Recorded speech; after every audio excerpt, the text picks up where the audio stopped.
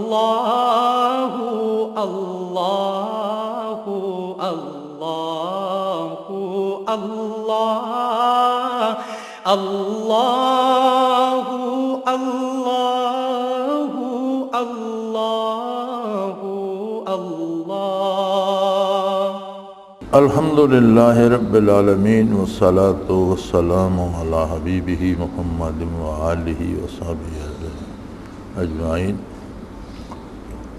اعوذ باللہ من الشیطان الرجیم، بسم اللہ الرحمن الرحیم۔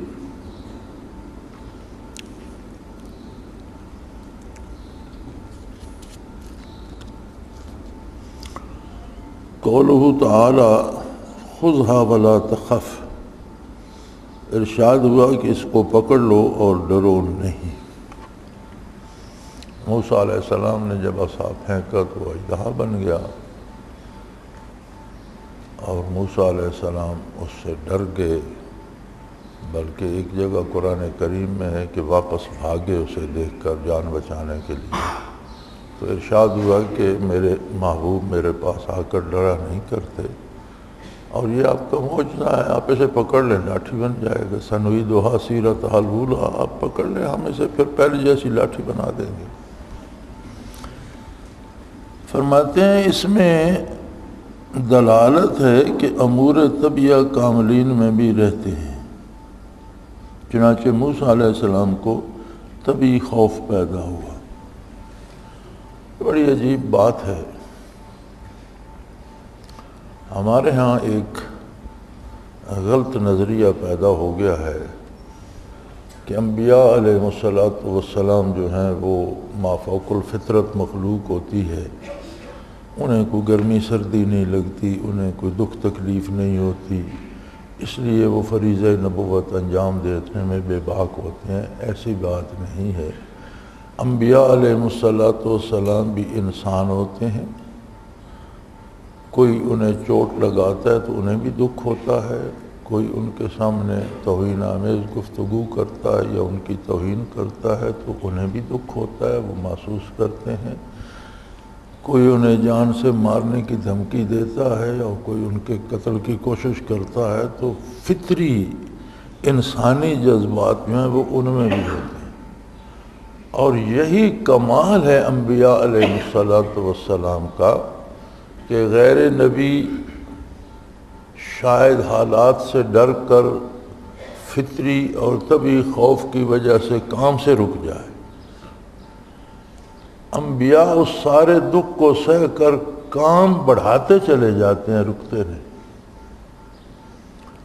خطرہ ڈر انہیں بھی محسوس ہوتا ہے، لیکن اس ڈر کی وجہ سے تبلیغ چھوڑتے نہیں، احکام الہی سے منہ نہیں موڑتے۔ کمال یہ ہے۔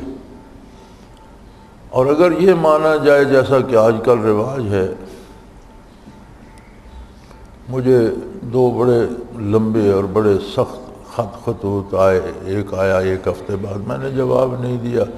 میری عادت ہے کسی کا خط میں کوئی بات قابل جواب ہو تو 2 جملوں میں جواب لکھ دیتا ہوں، زیادہ طوالت چاہیے تو میں جواب مکمل لکھتا ہوں، جو قابل جواب لو میں جواب نہیں دیتا۔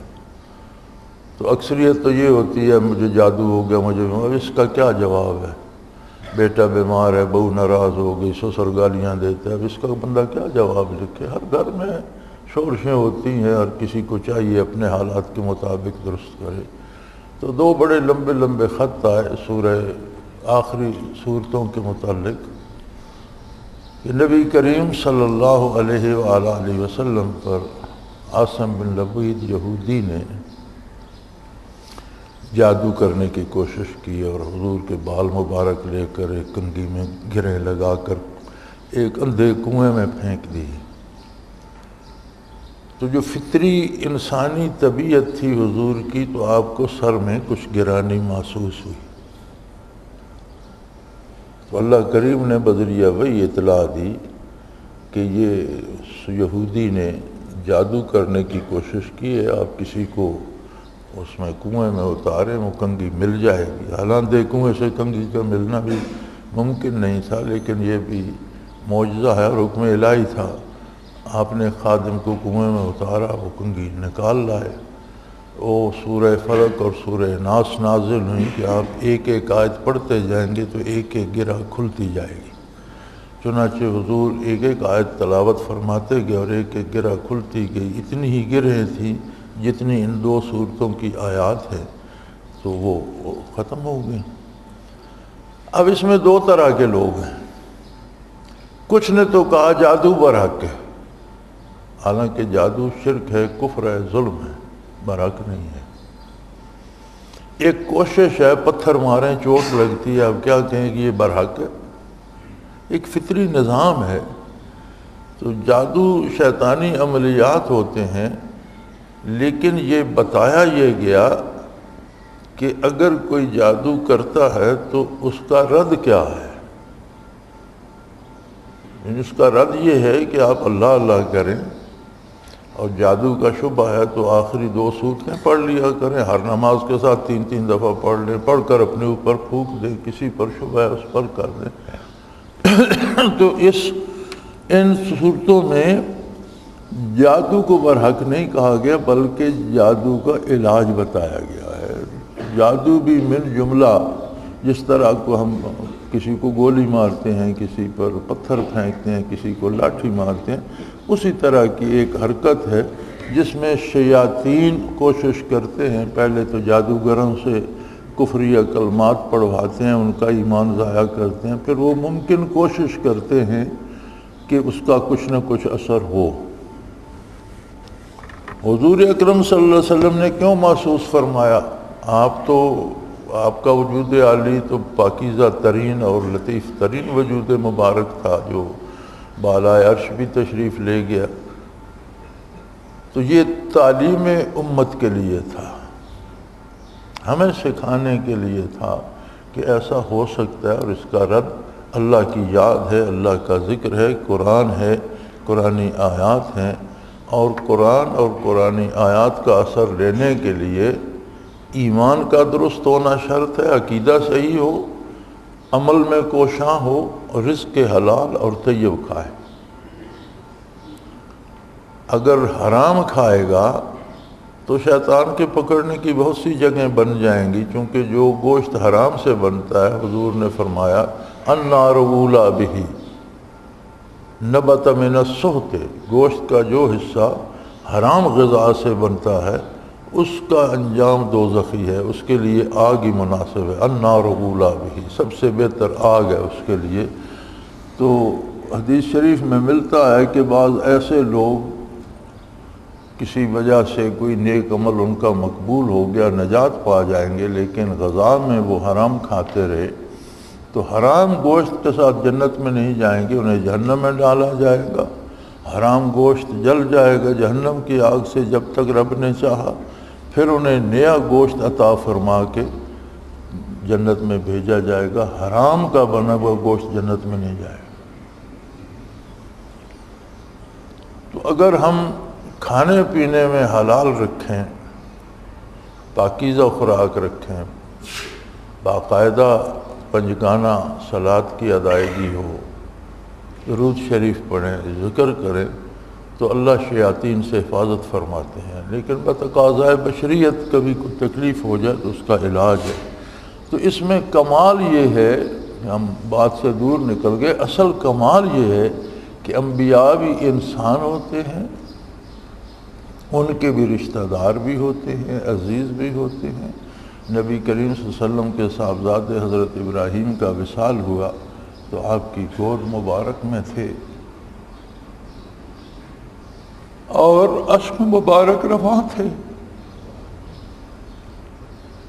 تو عرض کیے گیا یا رسول اللہ، آپ کی چشم مبارک سے اشک رواں ہے؟ فرمایا یہ شفقت پدری ہے، یعنی وہ انسانی طبعی محسوسات انبیاء میں بھی ہوتی ہیں۔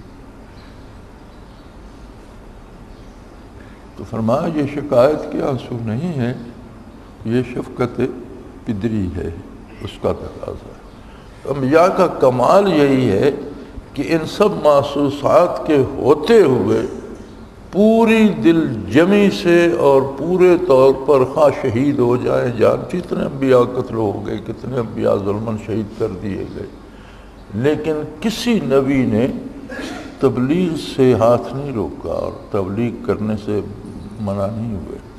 حکمرانوں نے کوشش کی، بادشاہوں نے مخالفت کی، آگ میں ڈالے گئے، شہید کر دیے گئے، تکلیفیں دی گئیں، ایذائیں دی گئیں، لیکن اور یہی کمال ہے، اگر وہی ما فوق الفطرت اور کچھ محسوس ہی نہ ہوتا انہیں ڈر، خوف، درد وغیرہ، تو پھر تو کرتے رہے۔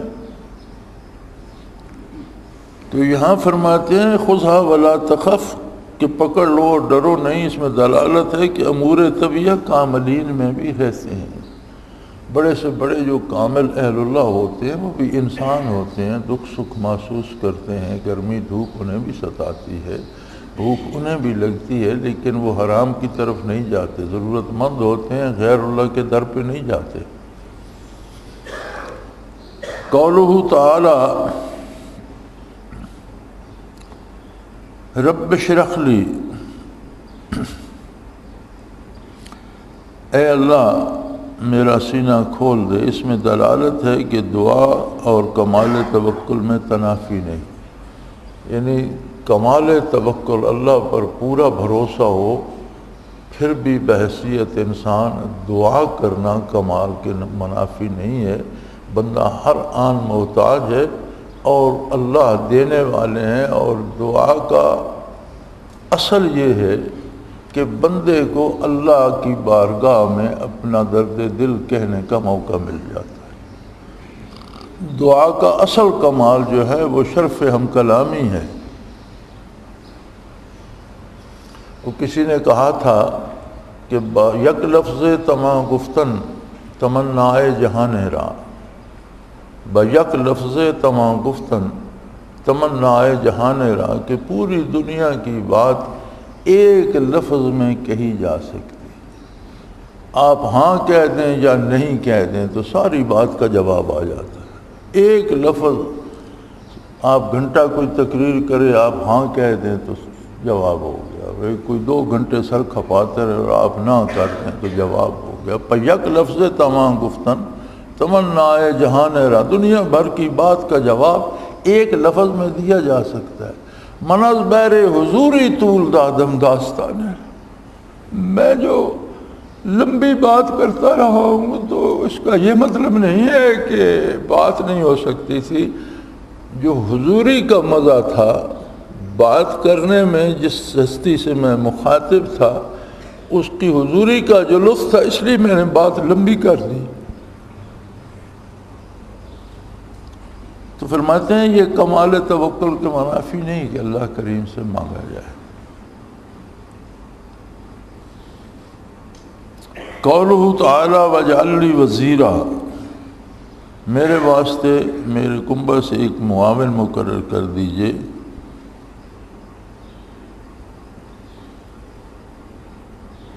تو فرمایا اس میں بھی وہی بات ہے کہ یہ اسباب کو اختیار کرنا توکل کے خلاف نہیں ہے۔ وزیر، وزر کہتے ہیں بوجھ کو، وزیر کہتے ہیں بوجھ اٹھانے والا، بوجھ بانٹنے والا، ایسا کوئی معاون، ایسا کوئی نائب جو آپ کی ذمہ داریوں کا بوجھ اٹھا لے۔ اسی لیے یہ حکومت کے جو وزراء ہوتے ہیں ان کو وزیر کہتے ہیں کہ حکومت کی ذمہ داریاں بانٹ لیتے ہیں، لیکن اس کا معنی بوجھ اٹھانے والے کا معنی گدھا بھی ہوتا ہے۔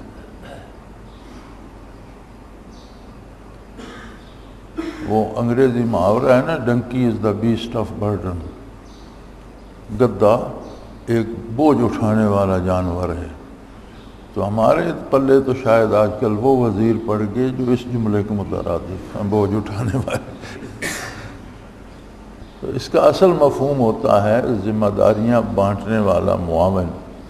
تو فرمایا موسیٰ علیہ السلام اولو العزم رسول تھے، صاحب کتاب تھے، ان پر کتاب نازل ہوئی، انہیں مکالمہ الہی کا شرف نصیب ہوا، تو انہوں نے بھی اپنا معاون اللہ کریم سے مانگ لیا۔ تو اسباب دنیا کو اختیار کرنا توکل کے منافی نہیں ہے۔ یہ بڑا نازک سا مسئلہ ہے کہ اسباب اختیار کرنا توکل کے منافی نہیں، لیکن اسباب پر بھروسہ کرنا توکل کے منافی۔ یہ بڑی عجیب بات ہے، بڑا نازک سا معاملہ ہے کہ کہ اسباب اختیار کرے، بھروسہ اللہ پر ہو، اللہ سے دعا کرے کہ رب العالمین تیرا حکم تھا سبب اختیار کرنے کا، میں نے تیری اطاعت کی، اسباب اب نتائج تیرے دست قدرت میں۔ قولہ تعالیٰ کہ نسبحک کثیرا، تاکہ ہم دونوں خوب کثرت سے آپ کی پاکی بیان کریں۔ اس میں دلالت ہے اس پر کہ اکابر کا قصد اسباب سے دین اور استعانت فی الدین ہی ہوتا ہے۔ فرماتے ہیں اس میں انہوں نے فرمایا کہ آپ انہیں میرے بھائی کو میرا معاون کر دیجئے تاکہ ہم دونوں کثرت سے آپ کی پاکی بیان کریں، کثرت سے آپ کا ذکر کریں، کثرت سے آپ کو یاد کریں۔ تو وہ اسباب بھی اہل اللہ جو اختیار کرتے ہیں ان کا نتیجہ بھی دین میں تعاون اور دین کے نفاذ میں تعاون ہوتا ہے۔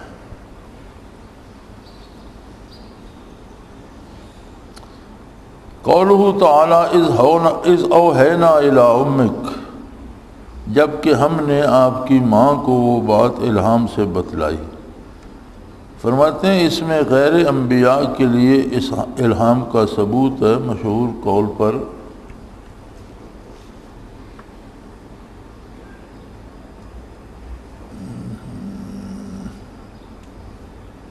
پتہ نہیں آگے کدھر گیا، گم ہو گیا، کہیں لکھا تو ہوگا۔ تو فرماتے ہیں اس میں اس بات کا ثبوت ہے کہ غیر نبی کو بھی الہام اور القاء ہو سکتا ہے، اور الہام کو بھی وحی کہہ دیا جاتا ہے، لیکن وحی شرعی وہی ہوتی ہے جو صرف نبی پہ آتی ہے، اور نبی پہ جو وحی آتی ہے اس کی ساری امت مکلف ہوتی ہے، ساری امت کو ماننا فرض ہوتا ہے، اس کا سب امت کو ماننا پڑتا ہے۔ ولی کو جو الہام ہوتا ہے یا کشف ہوتا ہے تو وہ بندہ خود جس پر الہام ہوا وہ خود اسے ماننے کا مکلف ہے، دوسرا نہیں۔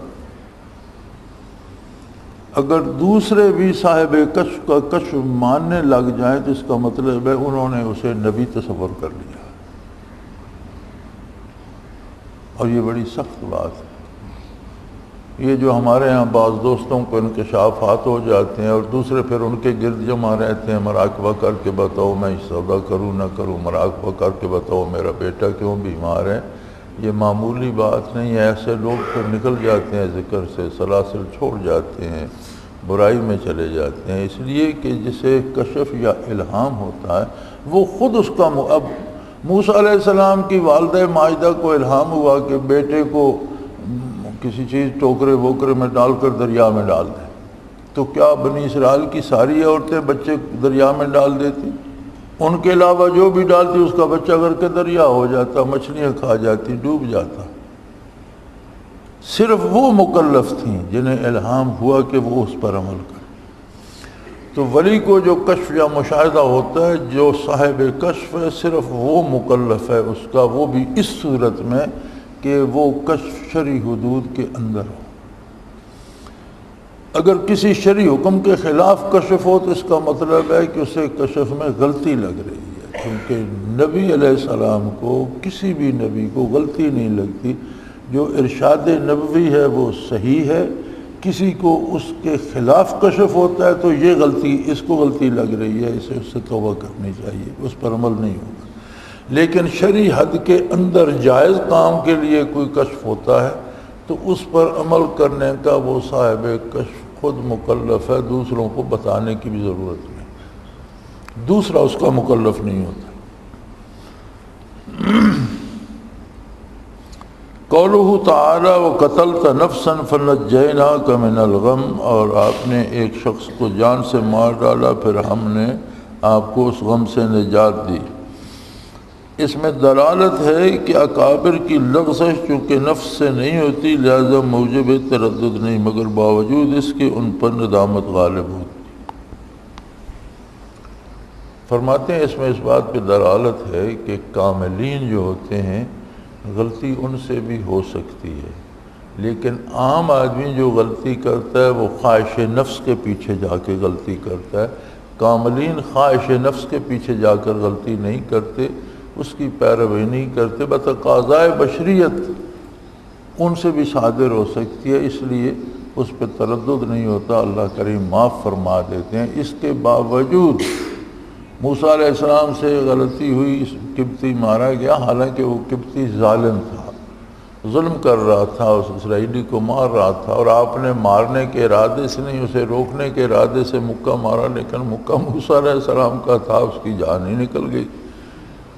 تو اللہ کریم فرماتے ہیں ہم نے معاف کر دیا، کیونکہ نہ قتل کا ارادہ تھا، نہ وہ قتل کر کے کو بڑا بننا چاہتے تھے، ایک غریب کو، مظلوم کو بچانے اور ظالم کو روکنے کے لیے کیا۔ تو فرمایا کاملین سے بھی ایسے امور ہو سکتے ہیں جو غلط ہوں، لیکن فرق یہ ہوتا ہے کہ وہ اپنی خواہش نفس سے نہیں کرتے۔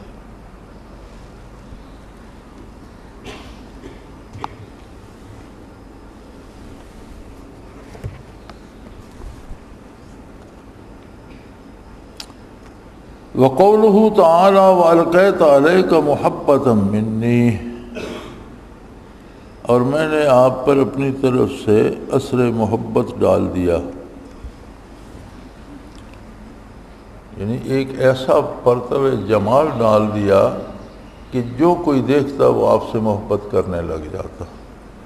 فرماتے ہیں یہ اس مسئلہ ہے مظہریت صفات حق کا، کہ اہل اللہ جو ہوتے ہیں ان میں صفات حق کا پرتو ہوتا ہے۔ جلالت دیکھیں تو وہ کسی سے کچھ نہ کہیں تو بھی لوگ ڈرتے رہتے ہیں، وہ بندے کی ہیبت نہیں ہوتی، ہیبت الہیہ کا پرتو ہوتا ہے، جو اس بندے کے دل پہ انوارات آ رہے ہوتے ہیں، ان کی وجہ سے لوگ اس سے خوفزدہ ڈرتے بھی ہیں۔ اور کمال ہے کہ بندہ جس چیز سے ڈرتا اس سے محبت نہیں کرتا، نفرت کرتا ہے۔ بندہ سانپ سے ڈرتا ہے، شیر سے، درندے سے، ڈاکو سے ڈرتا ہے تو اس سے محبت تو نہیں کر سکتا۔ لیکن اہل اللہ میں پرتو صفات ربانی اور پرتو جمال الہی ہوتا ہے تو ان سے لوگ ڈرتے بھی ہیں اور پھر محبت بھی ٹوٹ کر کرتے ہیں۔ کمال یہ ہے کہ پرتو جمال میں محبت کی صفت جو ہے اس کا پرتو بھی ہوتا ہے، اور یہ بڑی عجیب بات ہے کہ یک وقت لوگ ان سے ہیبت زدہ بھی رہتے ہیں، بات نہیں کر سکتے، زبان کھولتے ہوئے ڈرتے ہیں، اور اسی وقت ان سے محبت بھی کر رہے ہوتے ہیں، جان دینے کو بھی تیار ہوتے ہیں۔ تو یہ بندے کا کمال نہیں ہوتا، یہ جو کیفیات من جانب اللہ اس کے قلب پہ آ رہی ہوتی ہیں تو اس میں صفات الہیہ کے اثرات ہوتے ہیں، ان کا پرتو ہوتا ہے، اس وجہ سے یہ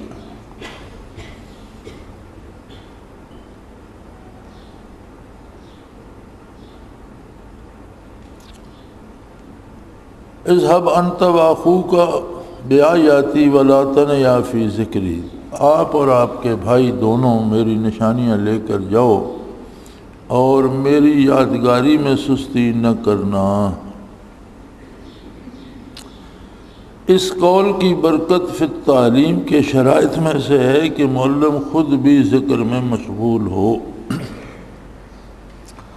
فرماتے ہیں موسیٰ اور ہارون علیہ السلام دونوں بھائیوں کو ارشاد ہوا اذهب انت واخوک بآیاتی، آپ اور آپ کے بھائی دونوں میری آیات، میرے دلائل، میرے معجزات عطا کردہ جو ہے ان کے ساتھ تشریف لے جائیں فرعون کے دربار میں۔ ولا تنیا فی ذکری، اس کا مفہوم کیسے واضح ہوگا؟ کیونکہ فرعون کے دربار میں جب انہوں نے جانا ہے تو فرعون کا دربار کوئی معمولی دربار نہیں تھا، بہت بڑا جابر حکمران تھا۔ ان فرعون علا فی الارض، دنیا میں بہت بڑا متکبر، بہت بڑا جابر، بہت بڑا ظالم، اور پھر اس کے لاؤ لشکر اور پھر سونے چاندی کے کڑے اور دربار کی سجاوٹ اور ہیبت اور وہ سارا کچھ تھا، اور وہ خود خدا کہلواتا تھا، لوگوں سے سجدے کرواتا تھا۔ اب اس خدا کو جا کر کہنا کہ تم بندے بن جاؤ، تم اللہ نہیں ہو، الہ معبود برحق کوئی اور ہے، اور تم توبہ کرو، اور بھئی آسان کام تو نہیں تھا۔ تو فرمایا آپ بے خوف ہو کر جائیں، لیکن ایک بات یاد رہے، ولا تنیا فی ذکری، دونوں بھائی میرے ذکر کی طرف سے کوئی سستی یا کمی نہ آنے پائے۔ اب فرعون سے بات کریں یا ذکر کریں گے، تو اس کا مفہوم اس طرح واضح ہوتا ہے کہ بعض اوقات ہم کام ایک کر رہے ہوتے ہیں ہاتھ سے اور پوری توجہ سے کر رہے ہوتے ہیں، لیکن دل کسی اور طرف بھی لگا ہوتا ہے۔ بات آپ کو فرعون سے کرنی ہے، زبان فرعون سے بات کر رہی ہو، لیکن پورا وجود بدن کا ذرہ ذرہ میری یاد سے منور ہو رہا ہو، میری یاد میں کمی نہ آئے۔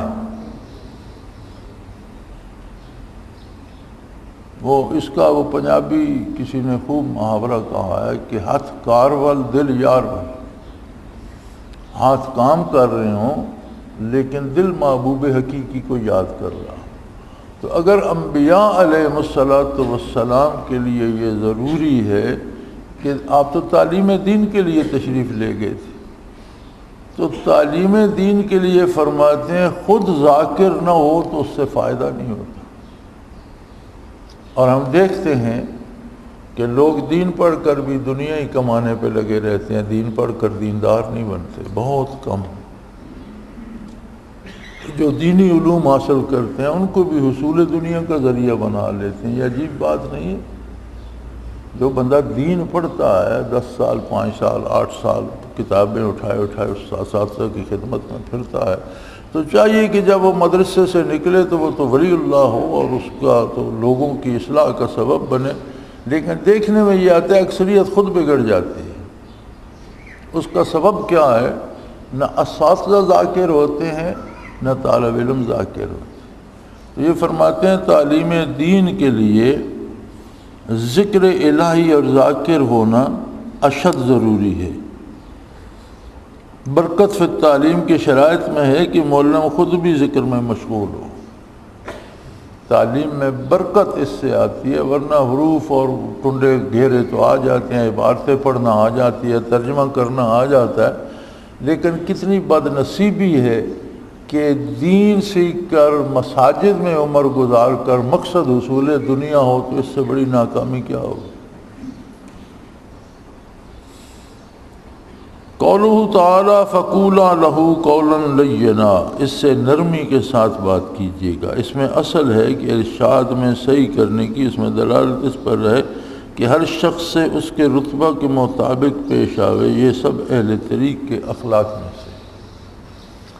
فرماتے ہیں بات کرتے وقت مخاطب کے مرتبے کا لحاظ کرنا چاہیے، خواہ وہ بے دین ہے، کافر ہے، جیسا بھی ہے، لیکن بات اخلاق کے عالیہ یہ ہے کہ اس کے مقام و مرتبے کے مطابق بات حق کی جائے، لیکن کرنے کا انداز یہ ہے کہ تہذیب کے دائرے کے اندر ہو، لاٹھی نہ چلائی جائے۔ آپ چھوٹتے ہی کسی کو کہہ دیں گے تم جہنمی ہو تو وہ آپ کی بات کب سنیں گے؟ وہ کہے گا جہنمی تم ہوگے، تمہارا باپ ہوگا، تمہارا وہ 3 نسلیں گن دے گا، 4 نسلیں گن دے گا کہ نہیں؟ تو فرمایا تبلیغ کرتے وقت بھی، بات کرتے وقت بھی اگلے کے مقام و مرتبے کے لحاظ سے، مزے سے، لطف سے، اور اصل تبلیغ کا جو بنیادی نقطہ ہے وہ یہ ہے کہ مبلغ کے دل میں یہ درد ہو اور محبت ہو انسانیت سے، اور وہ دل سے چاہتا ہو کہ اللہ کے کچھ بندے اللہ کے عذاب سے بچ جائیں۔ اگر اس کی نیت اپنی پارسائی جتانے کی ہو یا اپنی بڑائی جتانے کی ہو یا اپنی بزرگی جتانے کی ہو تو بنیاد ہی غلط ہو گئی۔ یعنی جو بات کرتا ہے، واعظ کرتا ہے، نصیحت کرتا ہے، پہلے اس کے دل میں ایک درد ہو کہ اللہ کی مخلوق میں سے کچھ لوگ تو اللہ کی نافرمانی چھوڑ دیں اور اللہ کے عذاب سے بچ جائیں، کوئی محنت تو رنگ لائے، یعنی ان کے لیے محبت ہو، درد ہو۔ پھر بات اخلاقی حدود کے اور بندے کی حیثیت کے مطابق کی جائے۔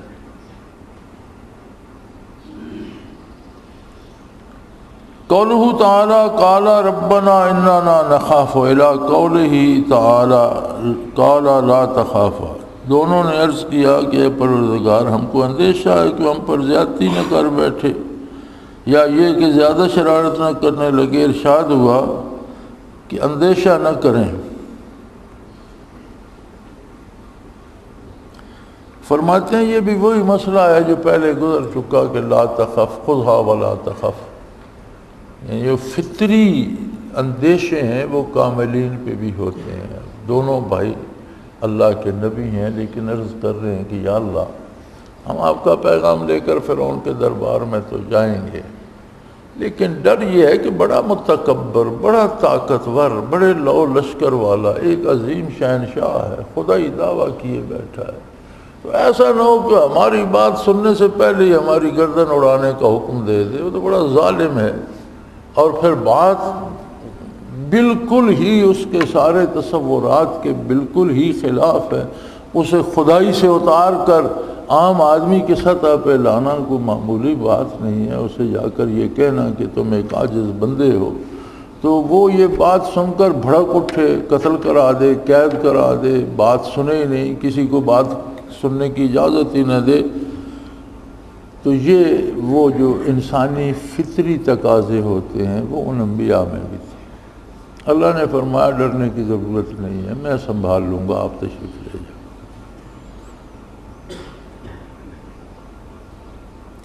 قال لا تخافا اننی معاکما اسمع وارا، ارشاد ہوا تم اندیش نہ کرو، میں تم دونوں کے ساتھ ہوں، سب سنتا دیکھتا ہوں۔ فرماتے ہیں یہ جملہ اسمع وارا اننی معاکما کی تفسیر ہو تو دلیل ہے قرب صفاتی پر، اگر مستقل ہو تو مکمل دلیل ہے قرب ذاتی پر۔ معیت الہیہ کی دلیل ہے اس میں، انی معاکما، میں تمہارے ساتھ ہوں۔ انبیاء اور رسل جتنے بھی ہوتے ہیں سب کو معیت الہیہ حاصل ہوتی ہے، لیکن معیت کی دو قسمیں ہیں جو دونوں یہاں حضرت نے بھی ذکر فرمائی ہیں، معیت صفاتی اور معیت ذاتی۔ انبیاء کو ہمہ وقت معیت الہی حاصل ہوتی ہے، لیکن وہ معیت صفاتی ہوتی ہے، جیسے یہاں فرمایا انی معاکما، میں آپ دونوں کے ساتھ ہوں، آپ دونوں کو میری معیت نصیب ہے، اسمع و ارا، میں سنتا بھی ہوں، یعنی سب کچھ سن بھی رہا ہوں، دیکھ بھی رہا ہوں، یہ صفاتی معیت۔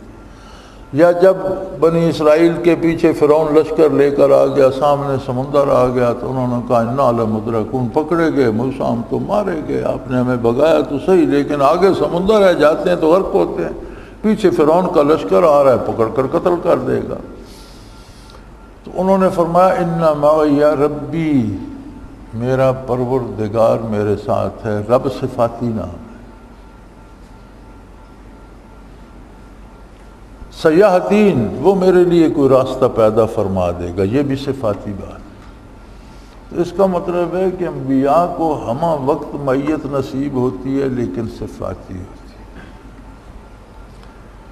معیت ذاتی کسے نصیب ہوتی ہے؟ انبیاء کو بھی نصیب ہوتی ہے، اولیاء کو بھی نصیب ہوتی ہے، مختلف مواقع پہ کہیں معیت صفاتی ہوتی ہے، کہیں ذاتی ہوتی ہے۔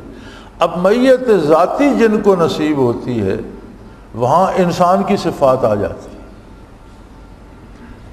ان اللہ مع الصابرین، یہاں رب استعمال صفاتی نام نہیں ہوا، ذاتی نام، اس میں اللہ استعمال ہوا، ان اللہ مع الصابرین، آگے بندے کی صفت آ گئی، صابرین میں انبیاء بھی ہیں، صلحاء بھی ہیں، اولیاء بھی ہیں، صحابہ بھی ہیں، جو بھی صبر کرے گا اسے معیت ذاتی الہیہ نصیب ہوگی۔ تو انبیاء میں چونکہ سارے اوصاف بھی کامل ہوتے ہیں تو انہیں معیت ذاتی بھی نصیب ہوتی ہے، معیت صفاتی بھی نصیب ہوتی ہے، لیکن معیت صفاتی میں بندے کی ذات اور اللہ کی صفات ہوتی ہیں، معیت ذاتی میں ذات الہی اور بندے کی صفات ہوتی ہیں۔ یہ غیر مشروط معیت کہیں نہیں ملتی سوائے ایک جگہ کی۔ جب نبی کریم صلی اللہ علیہ وسلم نے ہجرت فرمائی اور سیدنا ابوبکر صدیق رضی اللہ عنہ کو ہم رکاب لیا، تو اس لمبے واقعہ آپ سارے جانتے ہیں، میں اس میں نہیں جاتا۔ غار میں جلوہ افروز تھے حضور، آرام فرما رہے تھے، حضرت ابوبکر صدیق رضی اللہ عنہ کی گود میں سر مبارک رکھ کر تو مشرکین مکہ پہنچ کے غار کے دروازے پر وہ کھرا چلاتے چلاتے سبحان اللہ مقصود کائنات کو بچانا مقصود تھا تو اللہ نے لشکر کون سا بھیجا؟ مکڑی سے کہا دروازے پہ جالا تن لو. کیسا قادر ہے. اسی کو دیکھ کر کافر کہنے لگے اس میں کوئی بندہ گھسا ہوتا تو جالا تو ٹوٹتا. خیر اس کے علاوہ سیدنا ابوبکر صدیق بہت غمزدہ ہوئے اس خوف سے کہ یہ اگر پکڑے گئے تو حضور کو ایذا دیں گے. تو آپ نے فرمایا لا تحزن، لا تخف نہیں فرمایا کہ خوفزدہ ہو گئے ہیں. لا تحزن، حزن ہوتا ہے دوسرے کا دکھ. یوسف علیہ السلام کے فراق میں یعقوب علیہ السلام کی آنکھیں سفید ہو گئیں تو فرمایا وَبِيَضَّتْنَاهُ مِنَ الْحُزْنِ. یوسف کے دکھ میں ان کی آنکھیں سفید. حزن ہوتا ہے محبوب کا دکھ. یہاں بھی ابوبکر صدیق سے نبی کریم صلی اللہ علیہ وسلم نے فرمایا لا تحزن، میرا غم نہ کریں. کیوں؟ ان اللہ معانا، اللہ ہم دونوں کے ساتھ ہے. تو پوری کائنات میں صرف دو ہستیاں ہیں، انبیاء میں محمد الرسول اللہ، غیر انبیاء میں ابوبکر صدیق، جن کی ذات کو معیت ذاتی نصیب ہے. نہ اس طرف صفات ہے نہ اس طرف صفات، نہ اللہ کی طرف کوئی صفت ہے نہ بندے کی طرف کوئی صفت ہے. ان اللہ معانا، اللہ ہم دونوں کے ساتھ ہے. تو ذات کو معیت ذاتی پوری کائنات میں صرف دو ہستیوں کو نصیب ہے. انبیاء میں محمد الرسول اللہ صلی اللہ علیہ وسلم کو، اس لیے آپ تمام نبیوں کے امام ہیں. اور غیر انبیاء میں ابوبکر صدیق کو، اس لیے حضور نے فرمایا کہ سورج نے طلوع نہیں کیا کسی شخص پر ازل سے لے کر قیامت تک کہ روئے زمین پر وہ ابوبکر سے افضل ہو. یہ دو ہستیاں ہیں جنہیں بیک وقت میت ذاتی کا مراد یہ بندے کی کوئی صفت نہیں، آپ اس بندے پہ لاکھوں اعتراض کریں، لیکن ابو بکر تو ہے نا، اس سے تو کوئی نہیں انکار. اگر ابو بکر ہے تو اللہ اس کے ساتھ، اللہ نے کوئی صفت نہیں لگائی. آپ لاکھ اعتراض کریں محمد الرسول اللہ پر، آپ حضرت محمد صلی اللہ علیہ وسلم تو ہیں نا، اس سے تو انکار نہیں. آپ حضرت محمد صلی اللہ علیہ وسلم ہیں تو اللہ آپ کے ساتھ. ورنہ پورے قرآن کریم میں جہاں نبی کی ذات آتی ہے، نبی کو ہر وقت معیت حاصل ہوتی ہے، وہاں صفات الہیہ آ جاتی. جہاں ولی کی بات آتی ہے یا جہاں میت ذاتی کی بات آتی ہے، وہاں انسان کے صفات آ جاتے ہیں، مع المحسنین مع الصابرین، انسانی صفات آ جاتی. دو ہستیاں ہیں پوری کائنات میں جہاں نہ اللہ کی صفت ہے نہ بندے کی صفت ہے، ان دونوں کے ساتھ ذاتی طور پر اللہ جل شانہ کی معیت موجود ہے. اللہ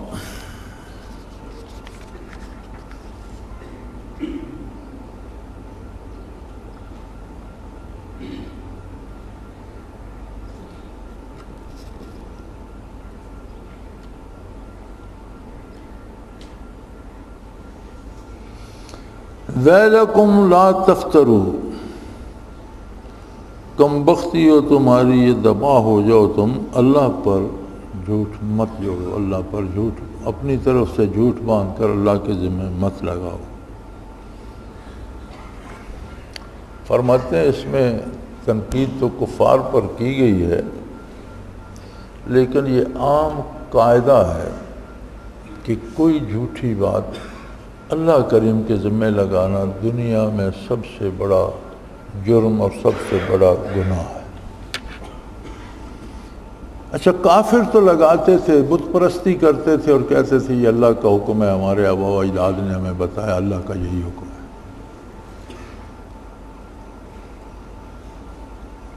اور قرآن کریم میں اس پر بڑی گرفت بھی ہوئی کہ کوئی کتاب آسمانی دکھاؤ یا کوئی نقل کہیں سے لاؤ، کوئی دلیل لاؤ، یہ باتیں ہوتی ہیں۔ مصیبت یہ ہے کہ آج کا مسلمان اس میں گرفتار ہے۔ اب اس میں حیرت ہوتی ہے کہ مسلمان اللہ پر کیسے جھوٹ بولتا ہے، کب بول سکتا ہے، ایسی جرات کیسے کر سکتا ہے، لیکن ہم نہ جانتے ہوئے بول جاتے ہیں ایسے کام جو شرعاً ثابت نہیں کہ یہ ثواب ہے۔ کوئی ایسا کام جو سنت سے، نبی کریم صلی اللہ علیہ وسلم سے، سنت خلفاء راشدین سے، سلف صالحین سے ثابت نہیں کہ یہ کرنا ثواب ہے، اس کام کو کرنا تو گناہ، اس کو چھوڑیں۔ اگر اس کو ثواب سمجھ کر کیا جائے تو یہ اللہ پر بہتان لگانے والا۔ اب اس تناظر میں اگر ہم سوچیں تو کتنے کام ہم کرتے ہیں جن کی کوئی شرعی حیثیت نہیں، ہم سمجھتے ہیں یہ ثواب ہے، اور یہ ایسے کام کو جس کو اللہ نے، اللہ کے حبیب صلی اللہ علیہ وسلم نے ثواب نہیں کہا، اسے ثواب کہنا اللہ کریم پر جھوٹ بولنے کے مترادف ہے۔ لیکن جو کسی کام کا ثواب یا گناہ ہونا، یہ متعین کرنا منصب الہی ہے، اور بندوں تک پہنچانا منصب رسالت ہے۔ تو اس میں علماء حق لکھتے ہیں کہ ایک تو وہ اپنی نبوت کا دعویٰ کر بیٹھتا ہے جب کہتا ہے یہ ثواب ہے، حضور نے تو فرمایا نہیں کہ یہ ثواب ہے، تو کیا یہ بھی نبی ہے کہ یہ کہہ رہا ہے یہ ثواب ہے؟ حضور کی ہمسری کرنے کی کوشش کر رہا ہے۔ اور دوسری بات یہ ہے کہ اللہ نے تو حکم نہیں دیا کہ ایسا کرو، اور یہ کہتا ہے ایسا کرنا ثواب ہے، تو اس کا مطلب ہے یہ اللہ پر بھی جھوٹ بول رہا ہے۔ تو کافر جو جھوٹ بولتا ہے اللہ پر، اس پر اللہ اتنے ناراض ہو رہے ہیں، کہہ رہے ہیں کہ تباہ ہو جاؤ، برباد ہو جاؤ، ویلکم، ککھ نہ رہے تمہارا، کم از کم سارے گناہ کرو، یہ گناہ تو نہ کرو کہ اللہ پر جھوٹ بولنا شروع کر دو، اپنی طرف سے رسومات ایجاد کرو اور کہو یہ اللہ کا حکم ہے، یہ ثواب ہے۔ تو اگر اللہ کریم کافر پر اتنے خفا ہو رہے ہیں تو مسلمان کلمہ گو اگر یہ رویہ اختیار کرے گا تو اس کا کیا حال ہوگا، اور اس کے کلمے کی حیثیت کیا رہ جائے گی؟ کیونکہ کلمہ صرف ایک زبانی جملہ نہیں، اس کی تائید ہمارے کردار سے ہوتی ہے، ہمارے اعمال سے ہوتی ہے۔ ایمان کے گواہ اعمال ہیں۔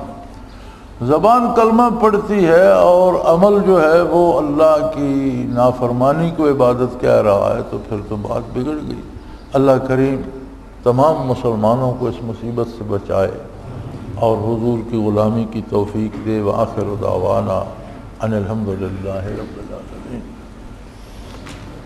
الحمدللہ رب العالمین والصلاة والسلام علی حبیبہ محمد وآلہ وسلم۔ اللہم ربنا لا تقتلنا بغضبك ولا تهلكنا بعذابك واعف عنا قبل ذلك۔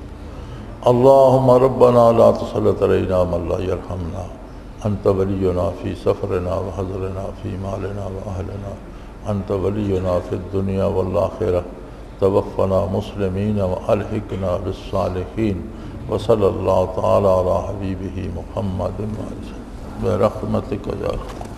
اللہ اللہ اللہ اللہ اللہ اللہ اللہ اللہ۔ حضرت امیر محمد اکرم آبان مد ذلہ العالی دارالعرفان منارہ ضلع چکوال میں سالہ سے قرآن و حدیث کے اوپر خطابات کر رہے ہیں اور سلسلہ نقشبندیہ اویسیہ کے مطابق لوگوں کو ذکر الہی کی تربیت دے رہے ہیں۔ وہ قرآن پاک کی تفسیر ترتیب وار بیان کر رہے ہیں۔ تفسیر قرآن کو وہ موجودہ ملکی اور بین الاقوامی حالات کے مطابق بیان کرتے ہیں۔ موٹر وے سے کلر کہار کے انٹرچینج سے نکلتے ہوئے، کلر کہار کی جھیل سے ہوتے ہوئے میانی، بوچھال اور نور پور سے گزرتے ہوئے دارالعرفان منارہ پہنچ سکتے ہیں۔ حضرت امیر محمد اکرم آبان نے بچیوں اور بچوں کی دینی اور دنیاوی تعلیم کے لیے سقارہ اکیڈمی کے نام سے ایک درسگاہ بھی قائم کی ہے، جس کا افتتاح ملک پاکستان کے صدر जनरल मोहम्मद ज़ियाउल हक ने अपने दस्ते मुबारक से किया था। वो तमाम अहबाब जो इस्लाम की तलब रखते हैं उनसे गुजारिश है कि दारुल इरफान मिनारा ज़िला चकवाल में अमीर मोहम्मद अकरम आबान साहब के खिताबात से मुस्तफ़ीद हों। वो हर जुमे को नमाज से पहले बयान फरमाते हैं। हर माह की पहली इतवार को माहाना इज्तिमा होता है जिसमें आप खुसूसी खिताब फरमाते हैं और पाकिस्तान के चारों सूबों से अहबाब इस इज्तिमा में शिरकत करते हैं। इसके अलावा यहाँ साल में 2 मरकजी इज्तिमात भी होते हैं, एक रमज़ानुल मुबारक में एतिकाफ का इज्तिमा और दूसरा जुलाई और अगस्त में 40 दिन का इज्तिमा होता है जिसमें रूहानी तरबियत की जाती है। अपना खून सीमाब देकर इतना हम कर जाएंगे, नाम आका का चमन में फिर रकम कर जाएंगे।